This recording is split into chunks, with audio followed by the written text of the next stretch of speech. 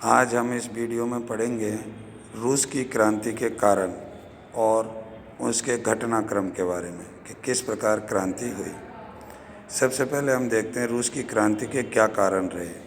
पहला कारण है प्रजातांत्रिक अधिकारों की मांग। रूस में जो निरंकुश राजतंत्र था उसके विरुद्ध रूस के लोगों ने प्रजातांत्रिक अधिकारों की मांग की, जिसे वहाँ का जार देने के लिए तैयार नहीं था। दूसरा, जार का निरंकुश शासन। रूस में जार का निरंकुश शासन था, जिसके कारण जनता अत्यंत दुखी थी और जार की जो कानून थे अत्यंत कठोर थे। इस कारण लोगों में जार के शासन को अंत करने के लिए विद्रोह हुआ। तीसरा, सेना में असंतोष। रूस जापान युद्ध के बाद पोट्सम किंग नामक युद्धपोत के सैनिकों को 1905 में विद्रोह ने जार को यह एहसास दिला दिया कि सेना उसके खिलाफ विद्रोह कर सकती है। चौथा कारण है रूसी साहित्यकारों का प्रभाव। प्रमुख रूसी साहित्यकार जैसे Leo Tolstoy, Dostoevsky, Karl Marx आदि की कृतियों ने क्रांति के पक्ष में माहौल तैयार किया। पांचवा कारण है श्रमिक वर्ग का उदय। रूस में औद्योगिक क्रांति के बाद एक नए वर्ग का उदय हुआ जो था श्रमिक वर्ग। श्रमिक वर्ग ने अपने अधिकारों की मांग की, जिसका परिणाम बाद में क्रांति के रूप में हुआ। अब देखते हैं हम रूस में क्रांति का तत्कालिक कारण। 1916-17 की सर्दियों में रूस में भयंकर अकाल पड़ा। फलतः वहाँ खाद्यान्नों की कमी हुई तथा रोटी के लिए दंगे शुरू हो गए। रूस ने प्रथम विश्व युद्ध में 150 लाख सैनिकों सहित जोशपूर्ण ढंग से हिस्सा लिया, परंतु अंत में इन सैनिकों में से 20 लाख मारे गए तथा 50 लाख घायल एवं अपाहिज हो गए। यहाँ तक कि लड़ने के लिए हथियार तक नहीं बचे। 30 दिसंबर 1916 को ग्रेगरी रासपुटिन की हत्या कर दी गई, जो कि एक तांत्रिक था जिसका जार के परिवार पर अत्यधिक प्रभाव था। यह अपनी तांत्रिक विद्या से जार के पुत्र एलेक्सी को हीमोफीलिया की बीमारी से मुक्त कर देता था। 30 दिसंबर 1916 को एक पार्टी में शाही परिवार के एक सदस्य प्रिंस फेलिक्स द्वारा ग्रेगरी रासपुटिन की हत्या कर दी गई। इससे रूस में अराजकता बढ़ी, जिससे रूस की तत्कालीन राजधानी पेट्रोग्रेड में अप्रत्याशित रूप से क्रांति शुरू हो गई। यह क्रांति रोटी की मांग से शुरू हुई। पेट्रोग्राड सेंट पीटर्सबर्ग का ही परिवर्तित नाम था, जो प्रथम विश्व युद्ध से पहले रखा गया था। बाद में इसका नाम लेनिनग्राद, फिर स्टालिनग्राद और वर्तमान में इसका नाम रखा गया है। 8 मार्च को 80-90 हज़ार श्रमिक रोटी की मांग को लेकर परिवारों सहित सड़कों पर आ गए।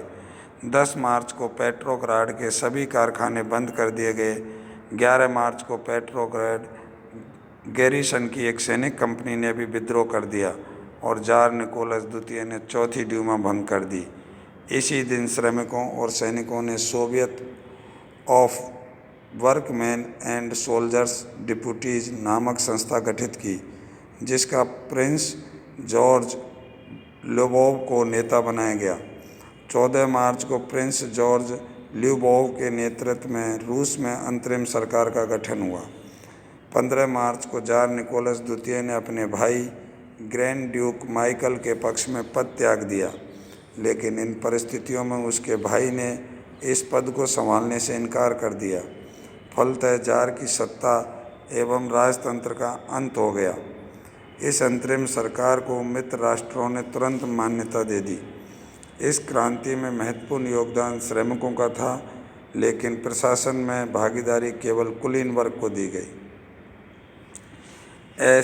इस अस्थायी अंतरिम सरकार की कुछ उपलब्धियां रहीं, जैसे राजनीतिक बंदियों को रिहा किया गया, प्रेस, भाषण आदि की स्वतंत्रता दी गई, यहूदियों पर लागू कठोर नियम समाप्त कर दिए, रूस में संविधान लागू करने का वादा किया गया, पोलैंड में संविधान देने का वादा किया गया, ग्रीक चर्च के विशेष अधिकार समाप्त किए गए और युद्ध जारी रखने का निर्णय किया गया। अंतरिम सरकार के समक्ष इसके पश्चात बड़ी समस्याएं थीं। पहली, अपनी सत्ता को सुदृढ़ करना। दूसरी, सोवियतों की बढ़ती शक्ति का सामना करना और युद्ध को जारी रखना। इन परिस्थितियों में मॉस्को में अखिल रूसी सोवियतों का एक अधिवेशन मई 1917 में हुआ। इस अधिवेशन में साफ शब्दों में यह कहा गया कि केवल राजनीतिक क्रांति से काम नहीं चलेगा, रूस में सामाजिक एवं आर्थिक क्रांति की आवश्यकता है। अंतरिम सरकार के प्रमुख जॉर्ज ल्यूबोव ने 21 जुलाई 1917 को इस्तीफा दे दिया और उसी के एक मंत्री अलेक्जेंडर केरेंस्की ने सत्ता को संभाला। केरेंस्की ने भी युद्ध जारी रखने की नीति अपनाई, किंतु सोवियतों के बढ़ते प्रभाव के कारण उसने भी 6 नवंबर 1917 को इस्तीफा दे दिया।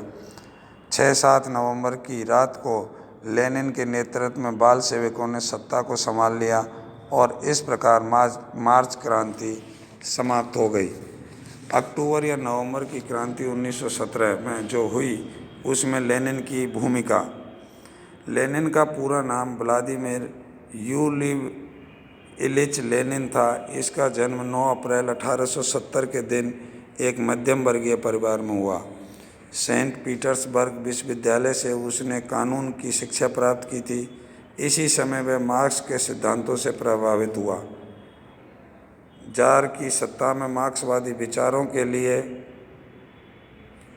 कोई स्थान नहीं था, इसलिए लेनिन को देश से निष्कासित कर दिया।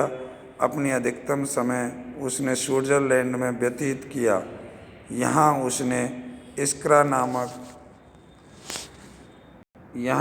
इस्क्रा नामक अखबार का संपादन किया और इस अखबार व साहित्य की चोरी छिपे रूस भेजा गया। 1912 में बाल सेवकों का प्रावदा नामक अखबार भी शुरू किया गया। मार्च की क्रांति के समय लेनिन रूस में नहीं था।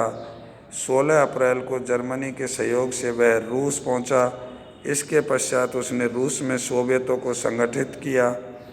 6-7 नवंबर की रात को 25,000 रेड गार्ड्स के सहयोग से रूस के सभी रेलवे स्टेशन, डाकघर, टेलीफोन कार्यालय आदि सभी सरकारी कार्यालयों पर अधिकार कर लिया और घोषणा की कि सभी शक्तियां सोवियत रूसों को दी जाती हैं। 7 नवंबर 1917 की शाम को लेनिन ने 2 घोषणाएं की। पहली, शांति वार्ता कर तुरंत युद्ध समाप्त किया जाएगा। दूसरा, भूस्वामियों की ज़मीन छीनकर बिना मुआवजे के किसानों को दे दी जाए। 8 नवंबर 1917 को बाल सेवक सरकार का नया मंत्रिमंडल बना, जिसका प्रमुख लेनिन स्वयं था। इस मंत्रिमंडल में लियोन ट्रोट्स्की को विदेश मंत्री तथा जोसेफ स्टालिन को राष्ट्रीय अल्पसंख्यकों का मंत्री तथा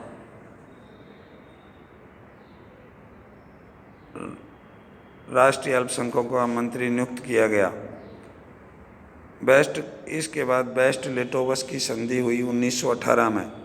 5 अक्टूबर 1918 को लेनिन ने जर्मनी के साथ युद्ध विराम का समझौता किया, किंतु संधि 3 मार्च 1918 को हुई, जिसे बेस्ट-लिटोवस्की संधि कहते हैं। इस संधि के अनुसार रूस ने पोलैंड, यूक्रेन और गैर रूसी राष्ट्र जो उसके बॉर्डर पर जर्मनी को दिए। लेनिन को रूस में शांति स्थापना की बड़ी कीमत चुकानी पड़ी, जिसमें 10 लाख वर्ग किमी क्षेत्र एवं रूस की 1/3 जनसंख्या उससे हाथ धोना पड़ा। इसके बाद रूस में गृह युद्ध की स्थिति पैदा हो गई। 1918 से 1920 रूस में यह गृह युद्ध श्वेत व लाल रूसियों के बीच हुआ। श्वेत रूसी जार के समर्थक थे और रेड रूसी बाल सेवकों के समर्थक थे। 17 जुलाई 1918 को जार निकोलस द्वितीय व उसके परिवार की हत्या कर दी गई। ट्रोट्स्की ने, जो इस समय रक्षा मंत्री भी था, रेड आर्मी नामक सेना गठित कर श्वेत रूसियों का दमन किया। इसके बाद अगले वीडियो में हम पढ़ेंगे लेनिन की आर्थिक नीति।